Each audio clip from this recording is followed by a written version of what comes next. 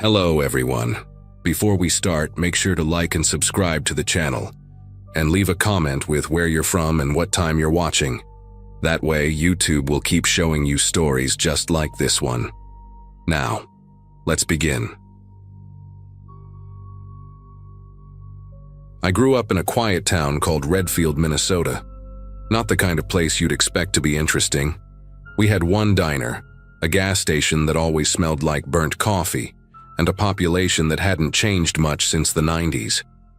Back in the summer of 2012, I was 17, freshly out of school, and spending every day with my friends Jake, Marissa, and Theo. We were the typical bored teenagers who thought we were invincible, always looking for something dumb to do that felt dangerous enough to matter. I wasn't exactly a rebel, more like the go-with-the-flow type.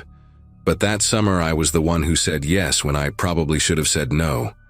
There'd always been talk around town about this old property on the outskirts, an overgrown plot just off a dirt road called Mill Creek Lane. Everyone called it the Grayson Place. The guy who lived there, Earl Grayson, was a shut-in. No family, no visitors. You'd see him maybe once a year, always wearing the same green flannel and beaten-up boots. He died that spring, but no one claimed the house. The town just kind of ignored it. A few kids dared each other to throw rocks at it or peek in through the cracks in the boards, but nobody had ever gone in. Not until we did.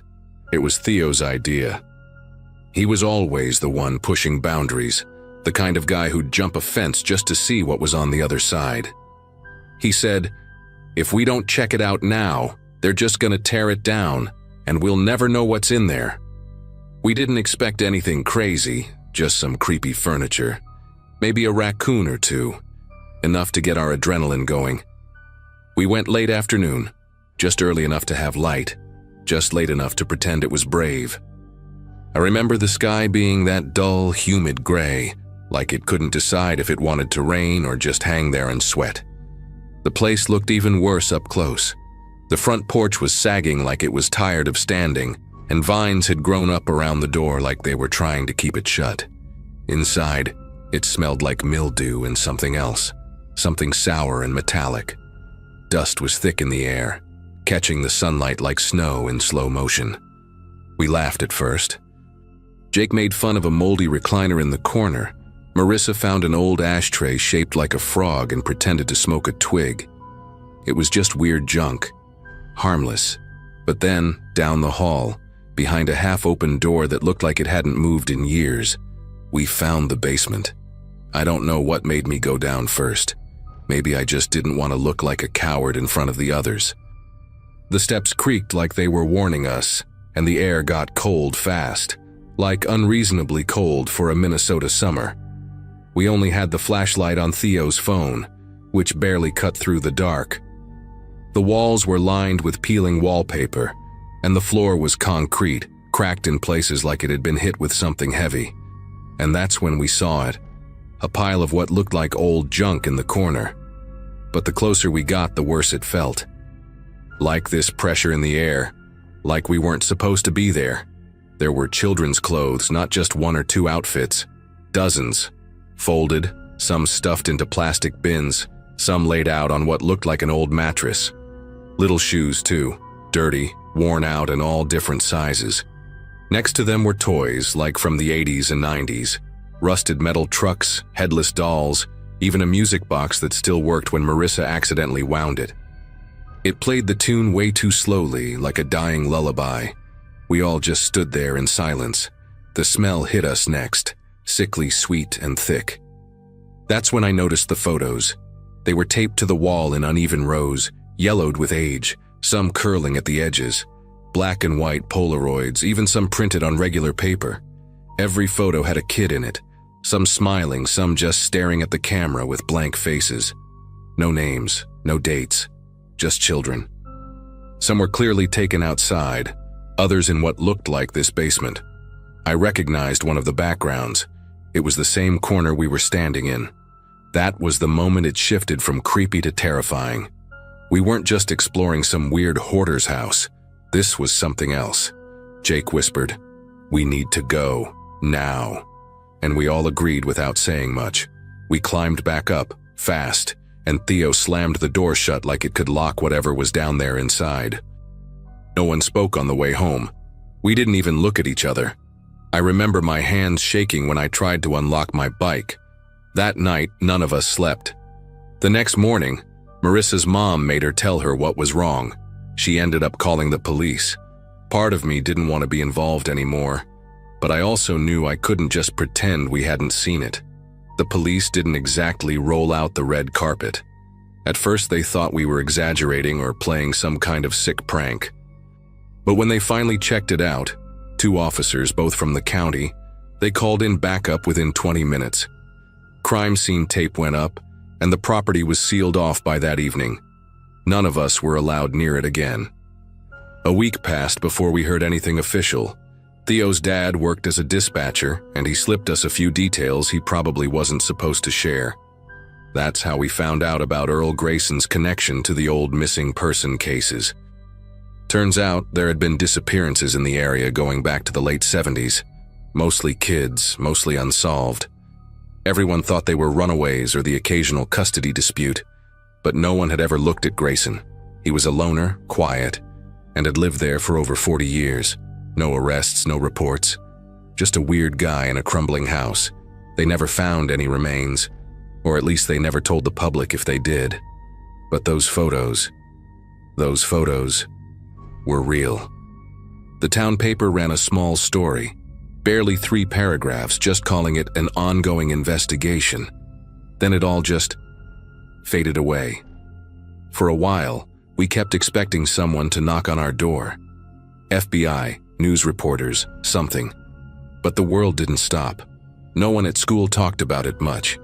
It was like people wanted to forget it as fast as possible. The house was eventually torn down, bulldozed in a single afternoon, like wiping it off the face of the earth would erase what happened inside. We never got called in for any statements. They never asked us to identify the kids in the photos. We just got left behind with the knowledge that something horrifying had been right there all along, and no one had seen it but us. That summer changed all of us. Marissa moved the next year, Jake barely talked anymore, and Theo, he became obsessed. Started digging into old newspapers, looking for connections. Even made a website trying to match the photos we remembered with missing children's databases. I tried to move on, pretend it was just a thing that happened. But sometimes I see a face in a dream, a face I know I've seen on that wall, and I wake up with my heart racing, drenched in sweat. There's this weight in my chest I can't get rid of. Because no matter how much time passes, I still remember that basement. I remember the silence, the cold, and the feeling that we were not alone down there. A few years later, when I was back home visiting my parents during winter break, I ran into Officer Neely at the grocery store. He was one of the first responders who went to the Grayson house that day. I hadn't seen him in years, and he looked older, more tired than I remembered. I didn't plan on saying anything, but he recognized me and came over. His first words were, "You were one of the kids, weren't you?" I nodded, and for a second he just stared at me. Then he said, "What you found? It wasn't nothing. But sometimes the truth ain't something they want out there." That stuck with me. I never got more answers than that. No press release, no names connected, no justice. Just silence. Like the town wanted to bury it deeper than the basement we found. I still think about those kids. About what their families must have gone through. And about how someone like Earl Grayson could live among us, hidden in plain sight for decades. There's a photo I found online once, blurry, scanned from an old paper. It was of a little boy reported missing in 1984. I swear to God, he's in one of the photos we saw on that basement wall. I don't have proof, but I know what I saw. We all processed it differently. Theo eventually stopped digging, but not before a few shady emails made him paranoid enough to wipe everything he'd gathered. Jake joined the Navy, and I think part of him just wanted to get as far away from Minnesota as possible. Me, I stayed close to home. I guess I'm still trying to make sense of it. Telling the story here helps, in a weird way. Not because I expect anyone to solve it, but because I need someone to know. That house was real, What we saw was real, and if someone had just looked closer back then, maybe those kids would have been found. So yeah, we thought it would be a stupid summer adventure. A thrill, just something to laugh about later. But sometimes curiosity doesn't lead to answers. Sometimes it leads you straight into a nightmare that no one wants to talk about. And the scariest part isn't the photos or the toys or the silence of that basement. It's knowing that the worst monsters are the ones who walk quietly among us, smiling at the grocery store, waving from their porches, locking secrets behind doors that no one dares to open.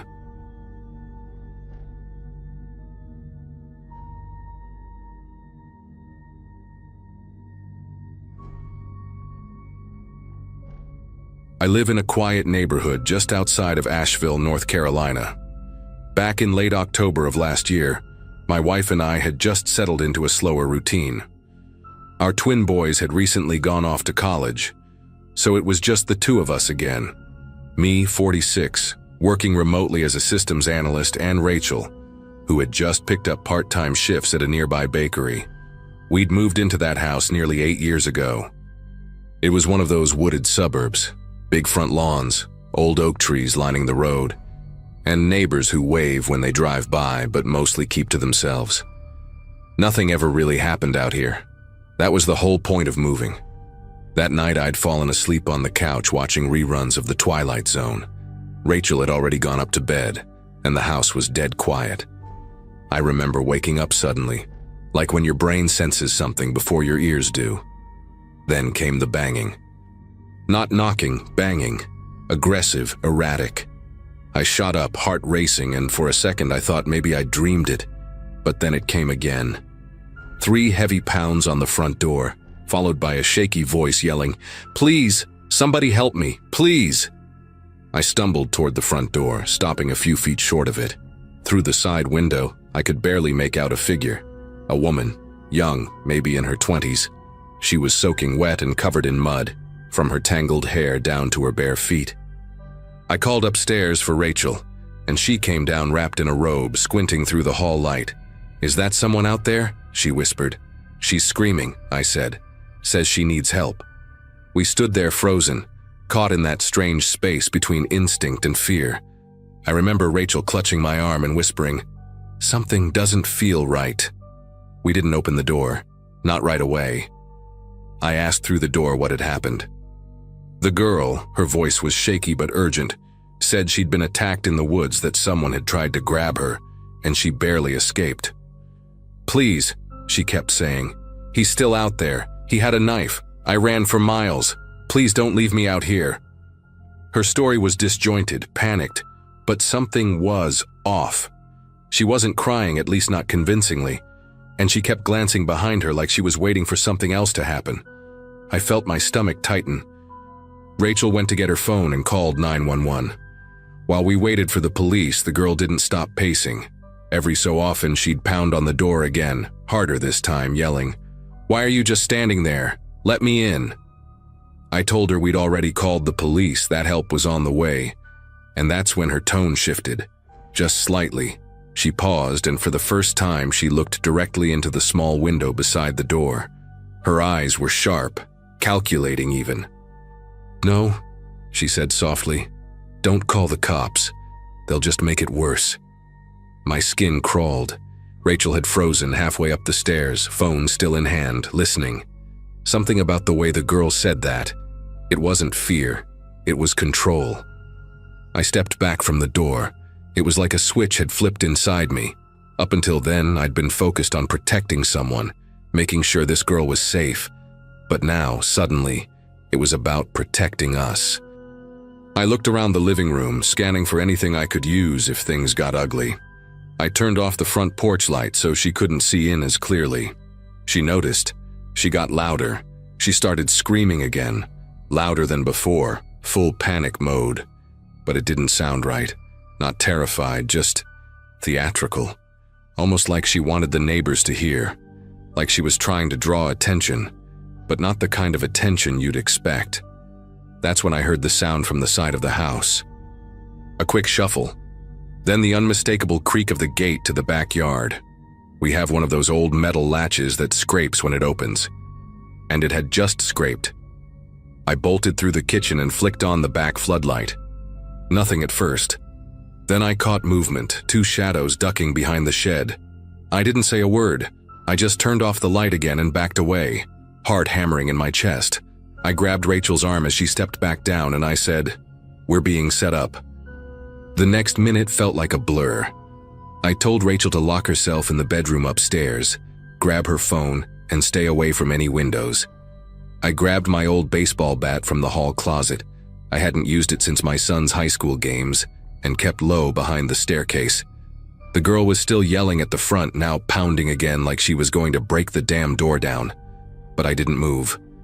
I stayed in that crouched position, staring at the hallway, heart in my throat, listening, waiting. For what, I didn't even know. But whatever this was, it wasn't random. About 5 minutes later, headlights finally cut through the trees and spilled onto our driveway. Blue and red flashes followed. The girl at the door went silent the moment the police cruiser pulled up, like flipping a switch. She turned, ran a few feet off the porch, then slowly knelt down on the grass like she was the victim again. One of the officers approached her, speaking calmly, while the other scanned the perimeter with a flashlight. I stepped out with the bat still in my hand, breathing hard, trying to explain what we saw, her strange behavior, the noises in the backyard, the movement behind our shed. They took us seriously right away. I guess it wasn't the first call like this they'd gotten. One officer told me there'd been a string of incidents in nearby counties. Same setup. Young woman banging on doors late at night claiming she'd escaped an attacker. And while the homeowner scrambled to help or call 911, others would break in from the back or sides. They didn't just take stuff either. These weren't burglaries. These were violent home invasions. People had been hurt. One man was nearly beaten to death in front of his wife because he tried to fight back. Hearing that made me feel sick. The girl was taken into custody that night. I don't know what her real name was. She gave the cops two different ones, both fake. I watched from inside as they pulled zip ties and a small crowbar from a pouch hidden under her muddy hoodie. The mud, the bare feet, it had all been part of the act. She wasn't running from anyone, she was leading someone here. The two figures I saw behind the shed? Police found fresh boot prints and cigarette butts back there, but the woods were too dense. Whoever was with her got away. For weeks after that, Rachel didn't sleep through a single night. Every little noise made us jump. I installed security cameras, motion lights, reinforced the door frames, things I'd never even considered before. We weren't paranoid people. We used to laugh at those ads for home security systems. But once you see how close you came to being trapped in your own house with people who meant real harm, it changes you. And the worst part? If the cops had taken just a few minutes longer, if I'd let my guard down for 1 second more, she would have been inside. I still don't know why we hesitated. Call it instinct. Call it dumb luck. But that night taught me something I'll never forget. Not everyone who looks like a victim is one. Sometimes evil doesn't break your door down. It knocks politely and begs for help.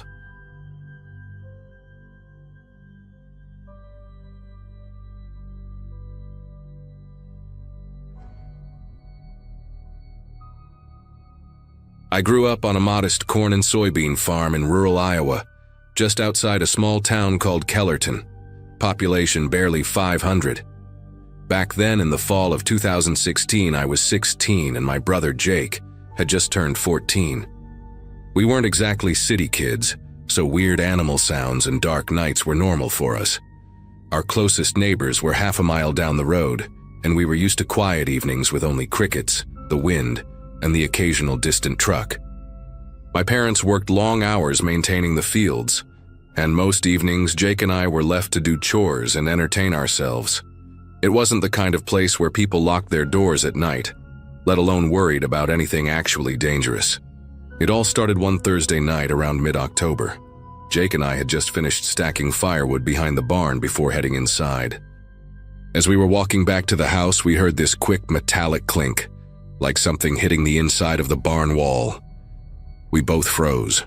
Jake looked at me and whispered, "Raccoon." I nodded. But the truth was, it didn't sound like any raccoon I'd ever heard. It was sharper, more deliberate. Still, we brushed it off. Maybe something fell. We told Dad later, but he was half asleep and just mumbled, "Barn's old. It settles." The next night we were inside watching TV when our dog Boomer, a loud, chunky black lab, started going absolutely nuts at the back door. He's not the type to bark unless there's something worth barking at. I peeked outside, but it was pitch dark beyond the porch light. Still, Boomer kept growling and lunging at the door, like someone was right outside. Jake wanted to grab the flashlight and check, but our mom yelled at us to leave it alone, saying it was probably a possum or coyote. The thing is, Boomer wasn't barking toward the woods. He was dead focused on the barn. That's when Jake and I started watching. We didn't tell our parents, but we started staying up late, looking out the back windows. A few days later, around 1:30 in the morning, we both saw it. Just a flash of light near the side of the barn. Like someone walking with a flashlight, but real low to the ground, as if they were crouched. It only lasted a few seconds, then nothing. No footsteps, no animals bolting, just silence. Jake swore he saw movement, a figure, but I didn't catch it. That was the first night I felt something was off. Not animal weird, people weird. The following weekend, we started noticing little things out of place. A pair of my dad's work gloves that had been on a nail by the barn door were gone. A coil of rope that always hung inside the barn had fallen and was lying in the dirt like someone had been messing with it. Jake even found a small pocket knife half buried near the chicken coop. None of us recognized it.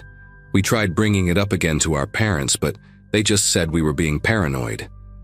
Probably some raccoons, Dad said, or maybe one of the neighbor kids messing around. But we didn't believe that. The neighbors had kids, sure, but not the type to sneak around farms in the middle of the night. Jake had an old GoPro he'd bought with his own money, so we decided to do something about it ourselves. We rigged it up with duct tape inside the barn, hidden behind a stack of feed bags, pointed toward the doors. It only had a cheap 32GB card in it, so we couldn't record all night, just short clips triggered by movement. We left it running for 3 nights and didn't get anything, but on the 4th night, it caught something. It was grainy, but you could see it. Someone opening the barn door slowly and slipping inside. A figure, no flashlight, just creeping in, like they knew exactly where to step without making noise. We watched the clip over and over, our hands shaking. The weirdest part, the guy never touched anything. He just stood near the middle of the barn, not moving much, just turning his head, slowly, like he was scanning the space. Watching. It was almost like he was listening for something. Then after maybe 2 minutes, he slipped back out and closed the door behind him. The way he moved didn't look like a drunk or a lost traveler. It was careful, controlled. Jake said it felt like he'd done it before, and I agreed. This wasn't his first time there. We finally showed the footage to our dad. He went pale watching it, then got up without a word and went to his gun cabinet. That's when we knew it was serious. He installed a real security camera the next day, one with night vision and motion detection, and aimed it straight at the barn. He also started locking up the barn at night with a heavy chain. That same night, Boomer barked again around 2 a.m., louder than ever. When we checked the camera feed the next morning, it had triggered. There he was again, same guy, this time just standing outside the barn door, not moving, just facing the house. That image of him just standing there haunted me. Wasn't like he was trying to break in or steal anything. He was just there, almost like he wanted us to know, like he was watching us watch him. Jake couldn't sleep for days after that. He kept his baseball bat next to the bed, and I started sleeping with a flashlight under my pillow. My parents were acting tough, but I could tell my mom was scared too. She started drawing the blinds tight every night, even in rooms that faced the back field. My dad filed a report with the local sheriff, but they said without clear facial footage or a crime in progress, there wasn't much they could do. Could be a drifter, they said. Maybe someone passing through. But we knew better. The breakthrough came a week later when one of the newer cameras caught a side profile. It wasn't super clear, but it was enough for Dad to recognize him. Gary Hensley. A guy who'd lived in town a few years back and had done time for stalking one of the local waitresses. Everyone kind of forgot about him because he moved to the next county over after his probation.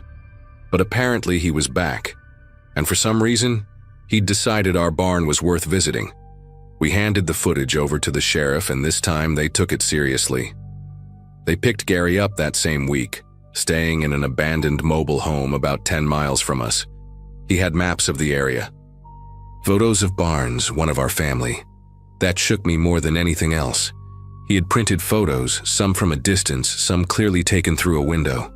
One was of Jake and me sitting on the back porch. Another was our dog. He'd been watching us for weeks, maybe longer, and we hadn't known a thing. No doors were broken, nothing was stolen. He just watched. And when we asked the deputies what he wanted or why he kept coming back, they just shook their heads. Some people, one of them said, they don't need a reason, they just do it. We ended up moving the following spring. Not because of him, not officially anyway, but I think my parents didn't want us growing up with that kind of fear. I still think about it sometimes when I hear strange noises outside or see motion lights flicker on. Not every shadow is dangerous, I know that. But ever since that fall, I can't walk past an old barn without feeling watched. Like someone standing just inside, quiet, still, and waiting for no reason at all.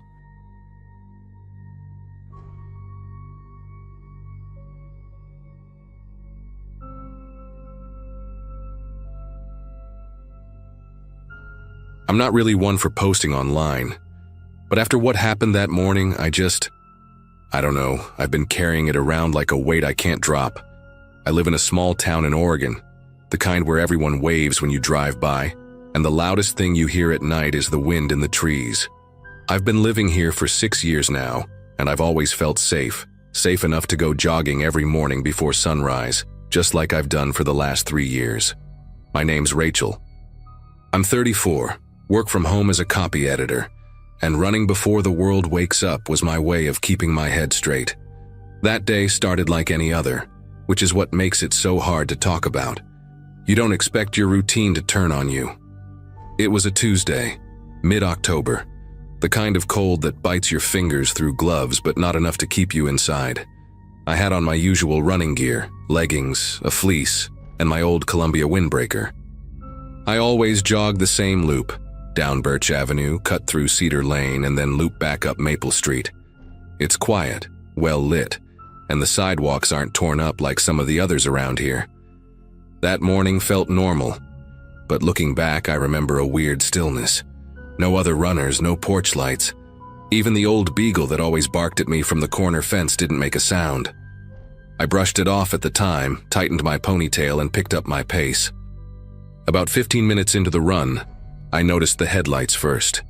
A sedan, dark blue or black, I couldn't tell, slowing as it passed me. That wasn't too unusual. People drive slow in the mornings around here. But the car didn't keep going. It stopped maybe 20 yards ahead of me, idled there for a few seconds, then turned the corner. I felt my stomach twist a bit, but again, I tried to rationalize it. Maybe they were lost. Maybe waiting for someone. I kept running, brushing it off like it was nothing. But 2 blocks later, the same car passed me again. Slowly. Too slowly. I could feel it in my chest then. Something was off. I took out one earbud. I always run with music, but suddenly I wanted to hear everything. I crossed to the other side of the street casually, like I wasn't spooked, like my instincts weren't screaming at me. The car had tinted windows, but I thought I saw someone looking at me.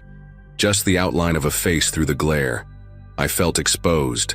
There were no other people out, no lights turning on in windows, nothing.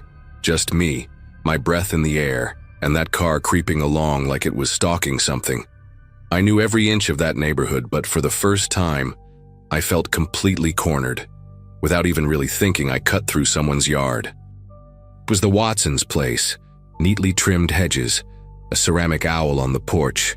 I'd never stepped foot there before, but I didn't care. I hopped their low wooden fence, my shoes landing hard on the wet grass, and I jogged diagonally toward Oak Drive, breaking my usual route. My heart was pounding now.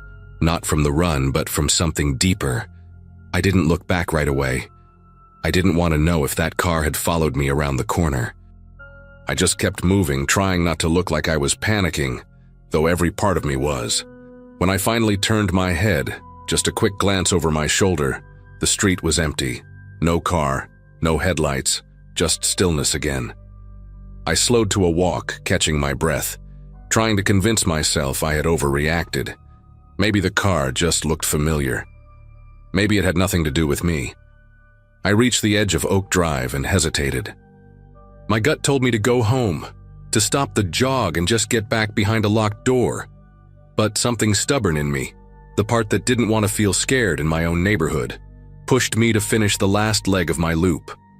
I told myself I'd stay alert, that it was probably just some idiot being weird. But when I hit Maple Street again, there it was. Same car. Parked this time. No lights on. Just sitting there, engine off, right in front of the boarded-up duplex that's been empty since the Bakers moved out. My blood went cold. It wasn't coincidence anymore. I stopped in my tracks, mid-step, trying to decide what the hell to do. I could feel eyes on me, even though I couldn't see through those windows. I backed up slowly, not turning my back to it. That's when I saw the driver's side door move. Just a twitch, like someone was about to get out, or maybe had their hand on the handle. I didn't wait to find out. I turned and sprinted. Full speed, no pacing, no breath control, just pure adrenaline. I ducked into another side street and didn't stop until I reached the 7-Eleven near the main road. I must have looked wild, sweaty, shaking, hair all over the place because the guy at the counter asked me if I was okay before I even said anything. I didn't report anything yet. I just stood there, catching my breath, pretending to browse the candy aisle while I checked behind me every 30 seconds. After about 10 minutes, I walked the rest of the way home, cutting through well-lit roads and passing a few early risers walking their dogs. The car never showed up again, at least not that morning. Later that afternoon, while I was watering the plants on my porch, my neighbor Kelly came over. She's the kind of person who always knows what's going on before anyone else, gossipy but well-meaning. She asked if I'd heard what happened just a few blocks away that morning. I told her no, and she leaned in close, lowering her voice like we were trading secrets. A woman around my age had gone missing during her morning walk, right around 5:30 a.m., snatched off the sidewalk just a few streets over, on Pinecrest, which runs parallel to Maple. The cops were already canvassing the area, asking if anyone had seen a dark-colored sedan. I swear I felt the air leave my lungs. I asked if there were any details, what kind of car, who the woman was. Kelly didn't know much, only that it happened not long after I'd come home. I didn't even hesitate. I told her everything, the car, the way it kept circling, how it parked in front of the old duplex, the way I ran to the 7-Eleven. She put a hand to her mouth and told me I needed to call the police right away. So I did. I gave a full statement, described the car, the partial plate I remembered, M28 or M82, something like that. An officer came by the next morning to take an official report. He said I probably avoided something awful by sheer instinct. The case made the local news that night. They didn't name the victim, but said she was last seen around the same time I was out running. Her phone was found in some bushes behind a gas station. No cameras caught the car clearly, and she still hasn't been found, even now. That's what sticks with me the most, the not knowing. The way things just stop. 1 minute you're out for a run. The next, your name is on a missing persons flyer. And all because you turned left instead of right. That kind of randomness messes with your head. I haven't jogged in the dark since. I tried once about 2 weeks after it happened and froze the second I heard a car engine behind me. I run in the afternoons now, when the sun is high and people are out walking their dogs, mowing their lawns, living their normal lives. I still glance over my shoulder more than I used to, and every so often I think about that car, those tinted windows, and how easily I could have been the one who never came home. I never saw that driver's face. But sometimes, in the middle of the night, I dream about it. just a silhouette behind glass, watching, waiting, like it's still out there somewhere, looking for someone else who won't be so lucky.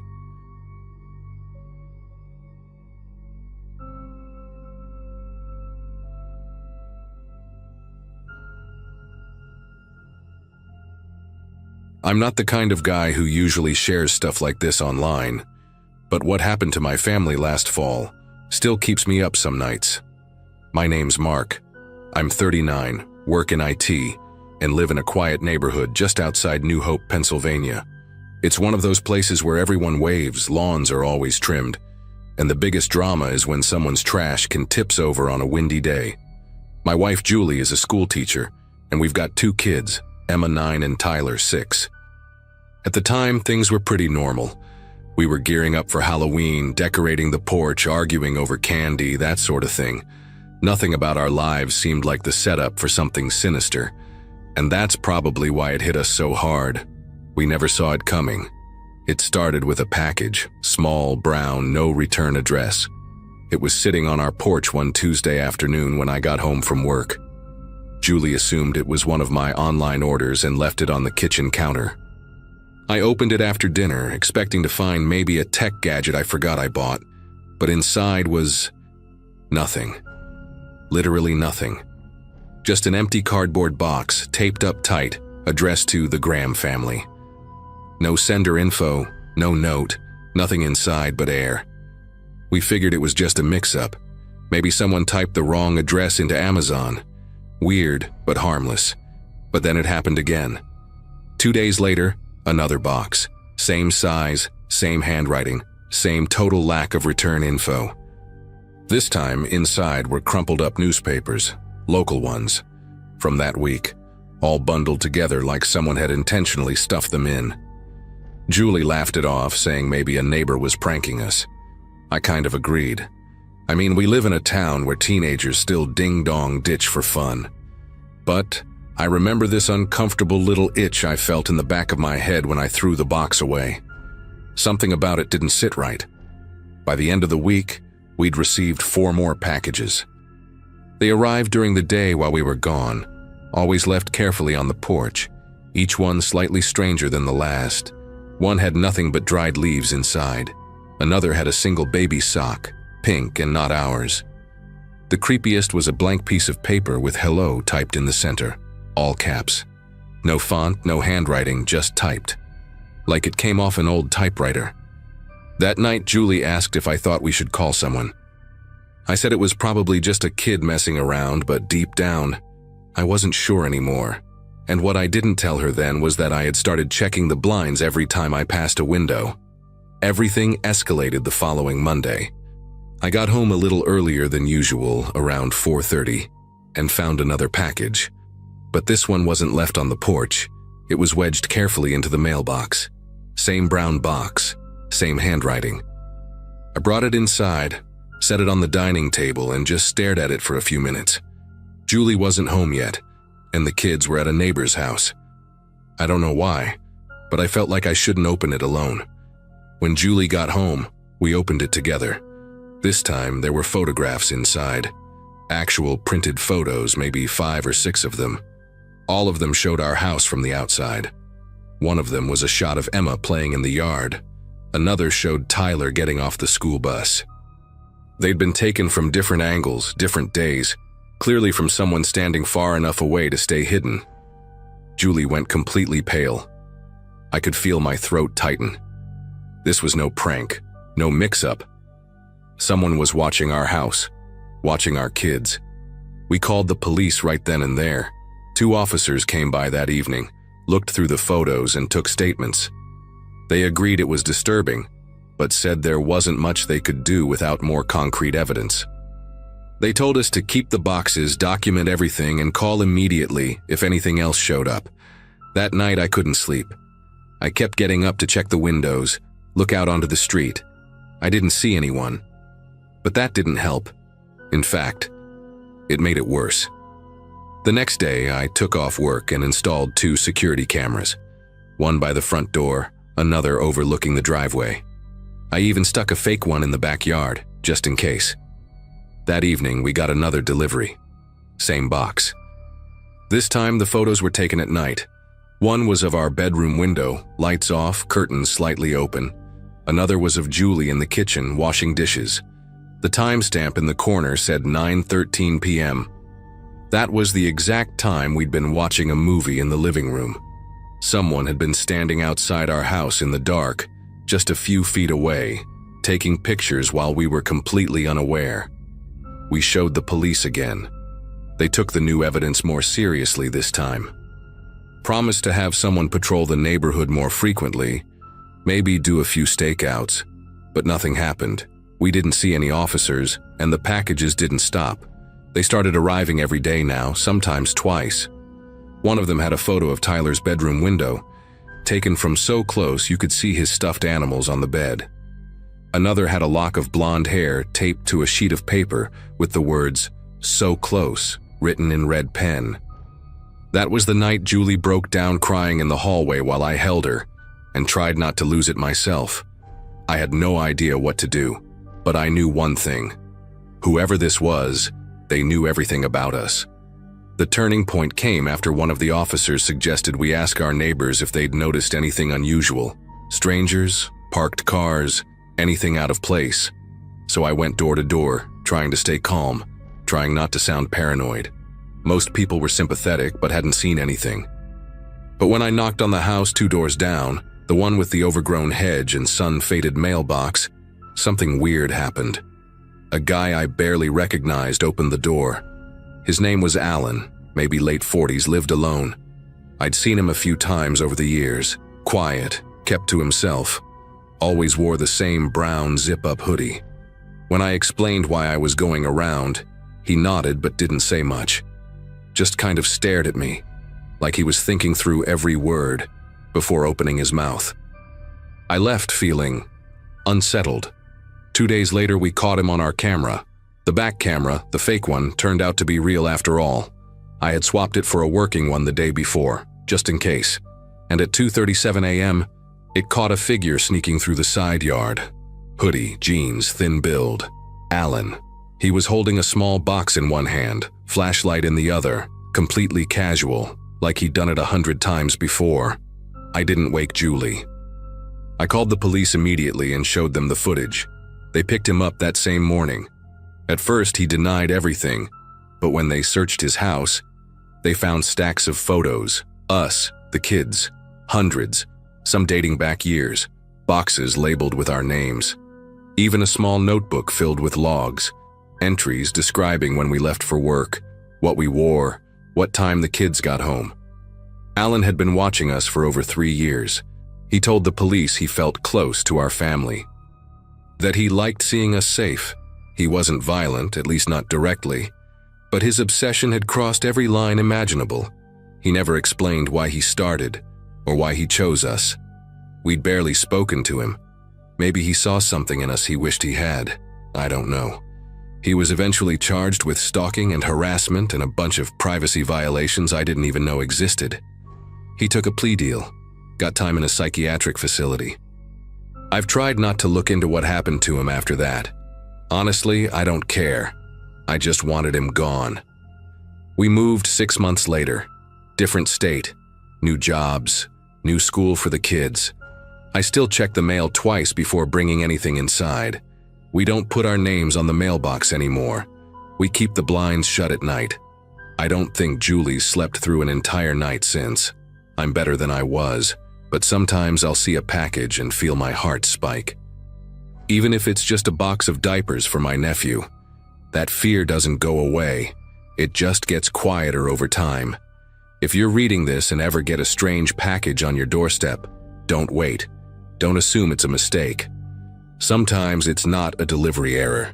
Sometimes someone meant to send it to you, and they're already closer than you think.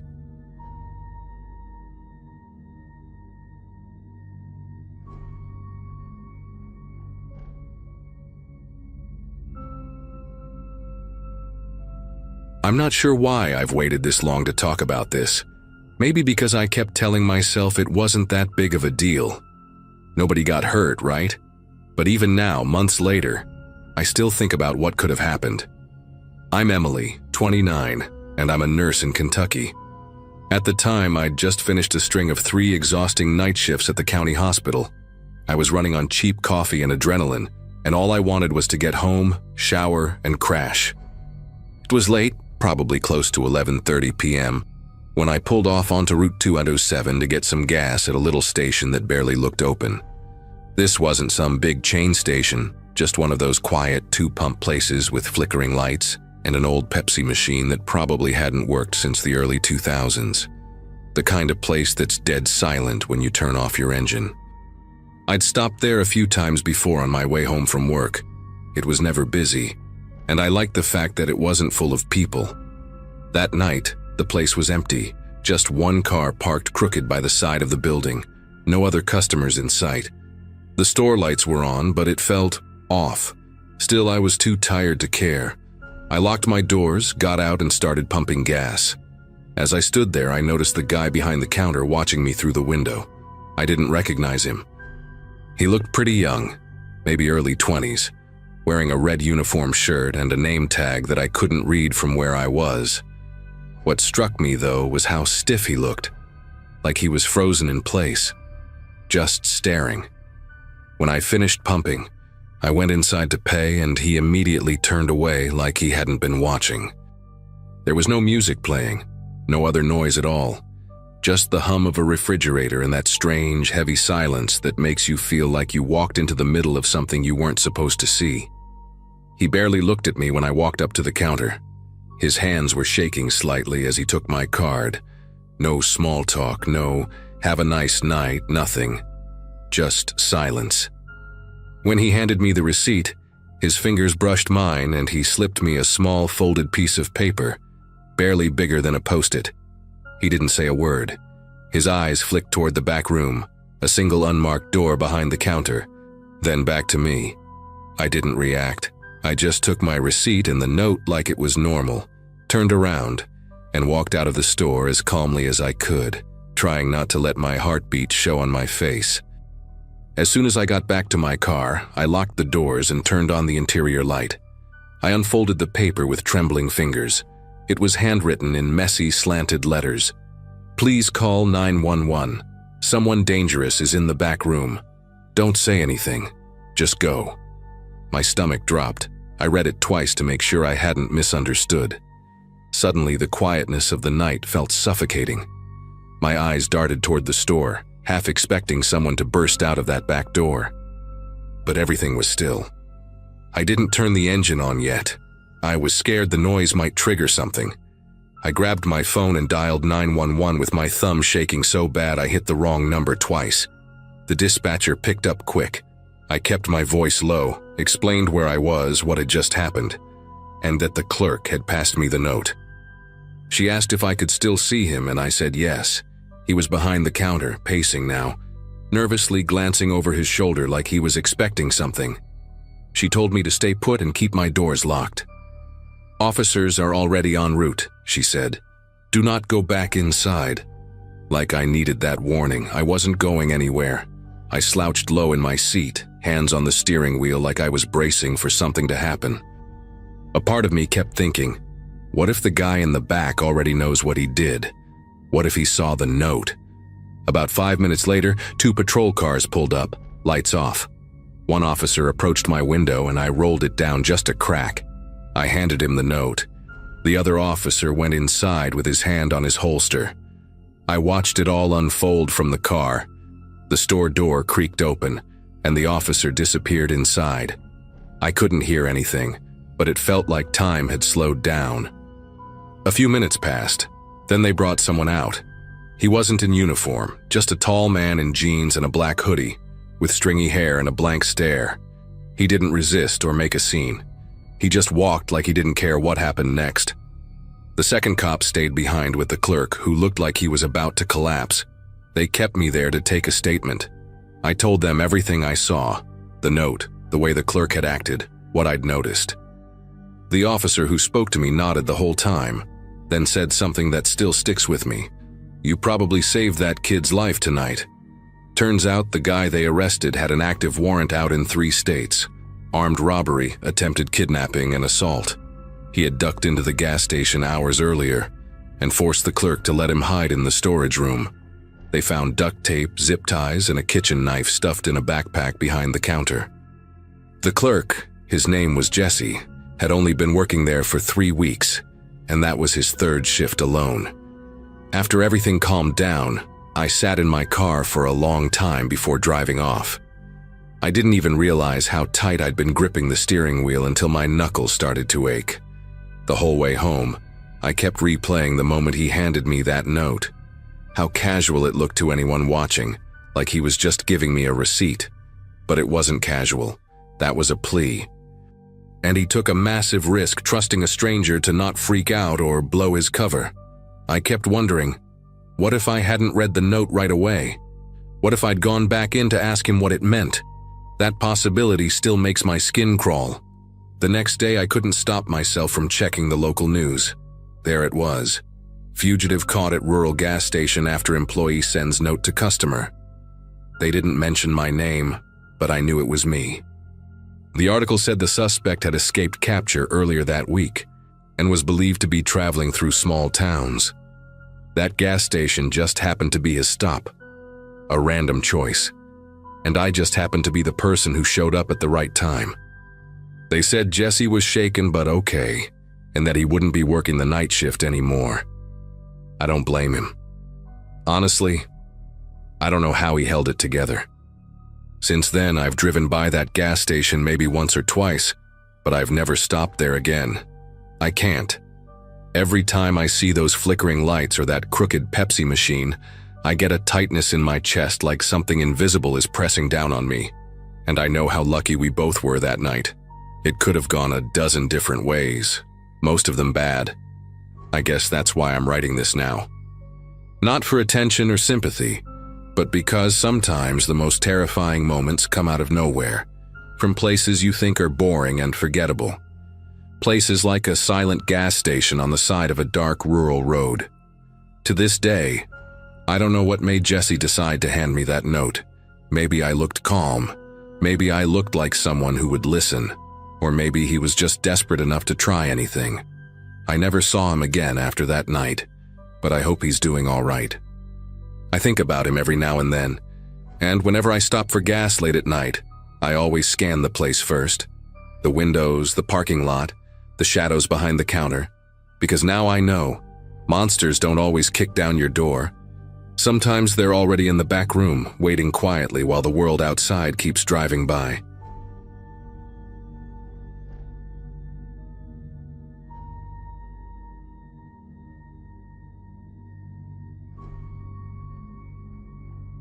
I was 24 at the time, fresh out of a messy breakup and trying to piece things together while saving up for nursing school. I had moved back to my hometown, this tiny place called Elk Hollow in rural Colorado, the kind of town that doesn't show up on most maps and only has one gas station, one diner, and no real traffic lights. My cousin's husband owned a 24-hour convenience store just off Route 39, and he offered me the night shift, midnight to 8 a.m., 6 nights a week. It was lonely, sure, but it was peaceful too, and I liked the quiet. Most nights I brought a thermos of coffee, some audiobooks, and kept the tiny radio behind the counter playing classic rock to keep me awake. I started seeing him maybe 2 weeks into the job, a man in his late 40s, maybe early 50s, always wearing the same dusty brown windbreaker and jeans that looked a size too big. He had short, greasy salt and pepper hair and deep-set eyes that barely blinked. He never said a word. He'd just walk in around 3 a.m., always around that time, buy a single item, gum, a lighter, sometimes just a bottle of water, pay in cash, and walk back out. No small talk, no eye contact. At first I didn't think much of it. We got all kinds of travelers passing through on that road. But after the 4th or 5th visit, something about him started to feel off. It wasn't just the silence. It was how still he was.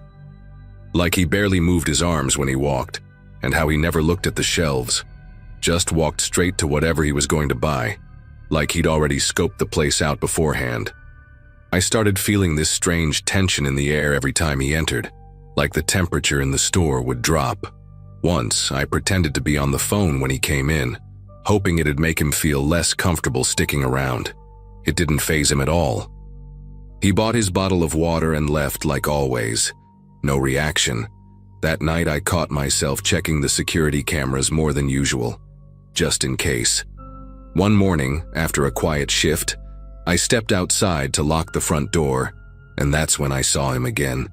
He wasn't coming toward the store, he was standing perfectly still across the parking lot, near the tree line where the light didn't quite reach. Just standing there, not moving, not even pretending to smoke or look at a phone. I froze. For a few seconds I just stared at him, waiting for him to do something. But he didn't. No wave, no step forward. He just watched. My hands were shaking as I turned the lock and hurried to my car. I didn't even look back until I was halfway down the road. That image of him standing in the dark stayed with me all day. I kept trying to rationalize it. Maybe he lived nearby. Maybe he was just walking home. But something didn't sit right. I didn't tell anyone at first. I mean, what would I even say? Hey, this guy who never talks and buys water at 3 a.m. stared at me from a distance. I felt like I was overreacting. But then I started noticing little things that chipped away at that logic. Like how every time I worked a night shift, I'd hear faint footsteps near the dumpster outside around 2:30 a.m., but no one would ever come in until exactly 3. Or how the motion lights by the side of the building started going off more often than usual, only to reset when I looked out. One night, I decided to check the outside cameras after my shift. We had 2, one pointed at the parking lot, and another by the side alley where the supply deliveries came in. I scrubbed through the footage, yawning until I stopped at 2:37 a.m. That's when I saw him. He was pacing slowly back and forth along the edge of the building, just out of view from the front entrance. He wasn't smoking, wasn't talking on a phone, just pacing for 20 full minutes. Then he stopped and stood still, perfectly still, for another 10 before finally walking around to the front and entering like nothing had happened. My stomach sank. He was watching the place before coming in, watching me. I finally told my cousin. She didn't want to freak me out, but she offered to have her husband install new floodlights and make sure the cameras had no blind spots. She even offered to have someone come sit with me at night, but I didn't want to seem weak or paranoid. So I just asked if I could park my car right in front of the store window instead of off to the side. That way, if anything went wrong, I could run straight to it. I started carrying pepper spray in my hoodie pocket too. I wanted to believe I was just being overly cautious, but part of me knew I wasn't. About a week later, I was driving to the store for another shift when I saw something that made me pull over. There was a small gravel service road behind the strip of businesses a block down from the store. The diner, a mechanic shop, and a little thrift place that rarely opened. I spotted a car tucked back behind the trees, almost completely out of sight. It was that same beige Crown Victoria I'd seen him drive once before. I knew it was his. It had this massive dent on the passenger side door and a missing rear hubcap. And it was just sitting there. Engine off, no lights, no movement. Like it had been waiting. I didn't know what to do. I just sat there in my car with my hands on the steering wheel, heart pounding so hard it felt like it was shaking my chest. I waited for a full 5 minutes staring at that Crown Vic, half expecting someone to step out, but no one did. Eventually I drove off, but instead of going straight to the store, I stopped by the sheriff's station and told them everything. I didn't expect much, honestly. Elk Hollow wasn't exactly known for fast responses, and I was just a girl working nights at a gas station. But the deputy I talked to, Officer Mallory, actually listened. I showed her the footage from the security cams, described the guy, his car, the whole routine. She didn't say much, just nodded and told me to stay alert. That night I was more on edge than ever. Every little sound made my skin crawl. I kept checking the monitors, pacing behind the counter, keeping my car keys in my pocket. Around 3:08 a.m., the bell above the door rang. I looked up, and there he was. Same jacket, same blank stare. He walked in slowly, bought a roll of mints, then just stood there at the counter like he was waiting for something. I asked if he needed anything else, trying to keep my voice steady. He didn't answer, just stood still for a second longer, then walked out. I watched on the camera as he didn't go to his car. He walked behind the building and disappeared into the trees. 2 days later, I got a call from Officer Mallory. She sounded serious. They'd looked into the guy based on the plate I managed to memorize from his car, and what they found honestly made my blood run cold. He had prior charges in another county, 3 actually, all for stalking, 1 for attempted kidnapping. He'd served time but got out early. She told me he had no known address, just floated from job to job across counties. Worse, she said there were reports, unconfirmed, of him casing out other places in towns just like ours, usually targeting women who worked alone. She told me flat out, "You need to stop working night shifts immediately." I quit the next day. I didn't even go back to pick up my last check. My cousin mailed it to me. I never saw that man again, not in person. But for weeks, I had dreams of waking up and seeing him standing at the edge of my backyard, just watching. I moved in with a friend out in Fort Collins, started day shifts at a clinic, and slowly got back to feeling normal. But I still triple-check doors at night. I still get anxious if I see someone pacing outside a store. And to this day, I can't go into a gas station after dark without remembering those eyes, how empty they looked, like no one was home behind them. I don't know what he wanted, but I know what could have happened if I hadn't trusted that gut feeling.